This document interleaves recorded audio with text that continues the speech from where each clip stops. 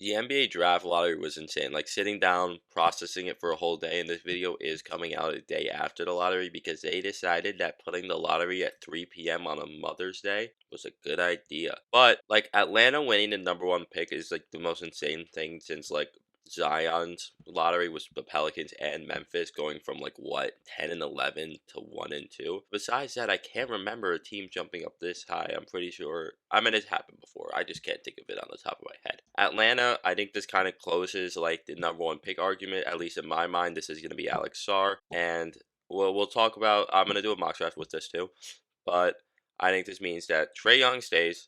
And I mean, I think this means still means DeJounte Murray goes just because of the whole like it just didn't fit well. You have a lot of options you can do. Keep Trey. I really hope they do keep Trey Young now and make it Trey Young, Alex Sarr. You trade Dejounte Murray, maybe for like I don't know. You could go pick allocation. You because you know you traded like a lot of your picks to get him. You could go players. You could do. I really want them to do is trade Dejounte Murray for Brandon Ingram and like Clint Capella. We could be in that trade. Do something. I think all of your star or like high pick wings are on the block except for Jalen Johnson. I think AJ Griffin is. Bogdanovich wasn't like one of their star high picks, but he's on the block. I think DeAndre Hunter is certainly on the block. Clint Capella's on the block. What are you going to do as a Kongwu? Are you going to start Sar and a Kongwu? I certainly think that could be an option, but I think most likely you would go to the bench.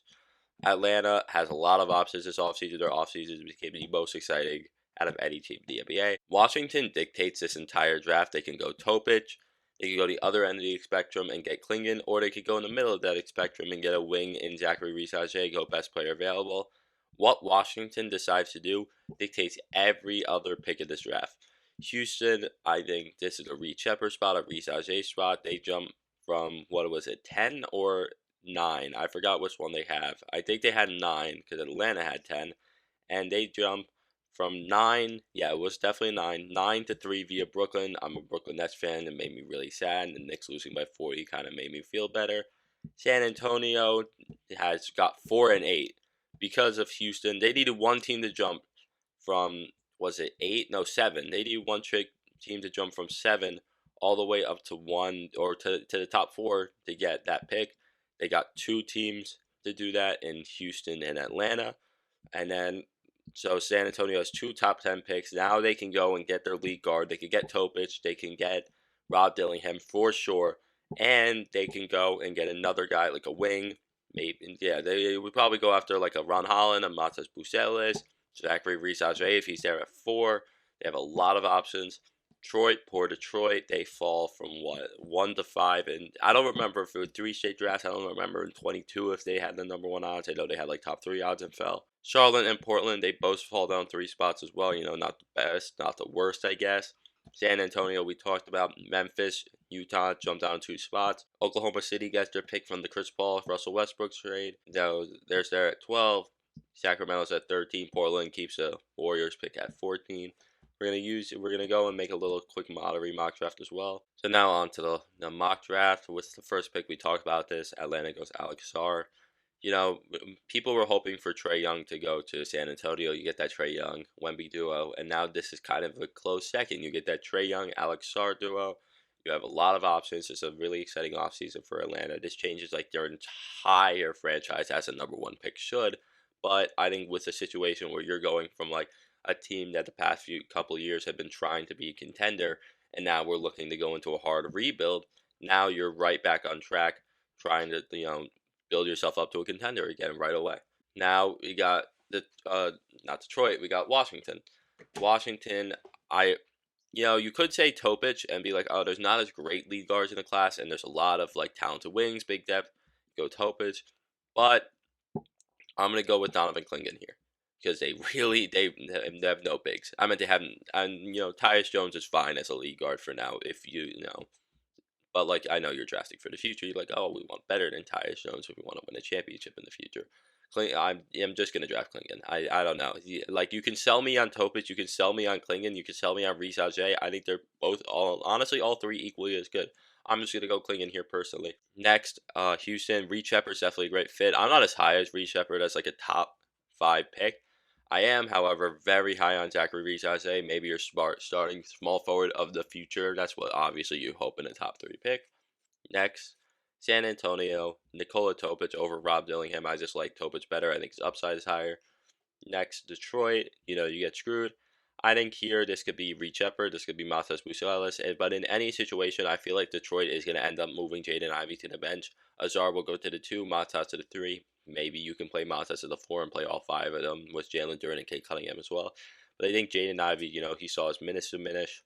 Minutes diminish, that's kind of fun to say. At the end of the year, throughout the entire year, actually, besides like a little stretch.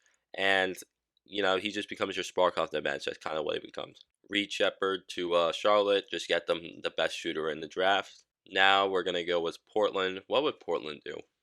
Portland has options. I don't think they're gonna go bigger guard because they have a plethora of guards with Sharp, Scoot, users drafted in the top 3 last year. Anthony Simons has shown like near all-star potential. They don't really need true big help. I mean, they have DeAndre Ayton and they have Rob Williams. Are they on the team by the start of the year? I don't know. So let's go and get the highest upside wing at this point in the draft, at least, in Ron Holland. I know a lot of people aren't as high as him, but like at 7, more like just outside the top 10, maybe the end of the top 10. Here, I'm gonna have him at 7 just because I feel like Portland can just use any like really high upside player, and that's what Ron Holland is. Now San Antonio, we go Topic. Uh, who do I want to go with here? The Connect is certainly an option, but he. I mean, he does fit your timeline. He is only 23, but he's older. But I'm gonna go with the defensive upside, the shooting upside of Cody Williams. Now Memphis, this is where I'm gonna draft Dalton Connect. Hopefully, he can be like one of the endless number of like seniors who come into the league as like these 4th year, 5th year seniors and make an impact immediately. Connect was the second best player. A lot of people argued the best player in college last year. You really hope his game translates right away because Memphis can go and be like a contender again when Ja's healthy, when Desmond Bane's healthy, when Jaren Jackson's healthy. When the entire team is healthy, which it just wasn't last year. The Jazz, Rob Dillingham, I hate having him fall, but lead guard is their biggest need. They had Keyshawn George playing there, and he was pretty good this year. Colin Sexton, had probably the best season of his career. They still need guard help. Rob Dillingham, I'm at 10 is the steal of the draft, obviously. I just don't know. Does it show at the bottom? Yeah. I just don't know where else you draft him if San Antonio doesn't decide to go guard. I mean, a lot of teams here need guard Washington doesn't decide to go guard, pushing Topic to San Antonio, and then really like Atlanta doesn't need guard. Houston does it. Same with Portland, same with Charlotte, same with San Antonio, obviously, because at this point, because they did. Same with the Pistons, I don't think I mentioned, and same with the Grizzlies. So, like, it's kind of tough for Rob, but, like, that's just kind of what it is. Now we'll go with Chicago. I got to scroll up a little more. Chicago, I'm going to go Stephon Castle here. He can play a lot of different positions. He played a little bit of point guard. Obviously, they had Tracy Newton, so he didn't play a lot. They had he played shooting guard most of the year, small forward. And Chicago could need anything at this point, depending on what they go with LaVine and what DeRozan does in free agency. So we'll see. I'm gonna go Stephon Castle, just BPA. Honest. Next, Thunder. They have such good backups that like, what do they need? I mean, Jalen Williams I don't want to say it's a weak spot because he's been really good. He's become a 3-point threat as well. But maybe Edey can just be your plug and play backup center immediately. They're in win now mode, get win now players. Same with Memphis. Like, that's what I did with Memphis. Now with Sacramento, get really high upside in Tijon Salon to be your backup 4 to Keegan Murray. And then finally, Portland, I'm going to also go Kyle Filipowski, get them some, I said they didn't need big help, and we're getting them big help. So look at this. Really, I feel like anybody but Alex Sarr at number 1 at this point would shock me because they have so many wings, they could offload a lot of those wings. If they do pre-draft, which, not a lot of trades happen pre-draft. Everything really happens after the draft in the NBA. But if they plan to offload wings, Reese can definitely be the pick there. I think we're just all under the assumption that Alex Sarr is going to be the number 1 pick in this draft. What Washington does at 2 really changes everything because if they go Topic, that moves up Rob Dillingham. That changes what the Jazz do.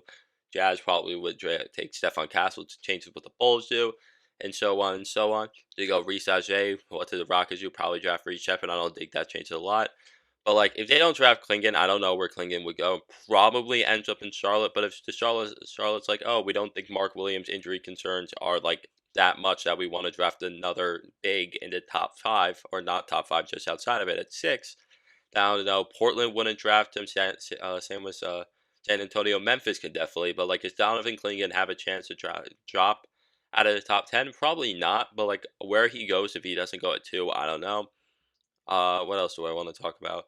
Uh, really, I mean, yeah, it was really just like the Wizards like this take the draft here. Same with Houston has like a big decision to make between, I think, Reese Isaiah and Reed Shepard. I don't think they would reach outside of it. Maybe Matas Buzelis. But, some teams got screwed. Some teams, won. It's the NBA draft lottery. I'm probably gonna make one more before before the NBA draft. One more mock is maybe two more, maybe one in like June, and then one like after everybody's declared, and then one right before the draft. Thank you guys for watching. Join the Discord server. See y'all later.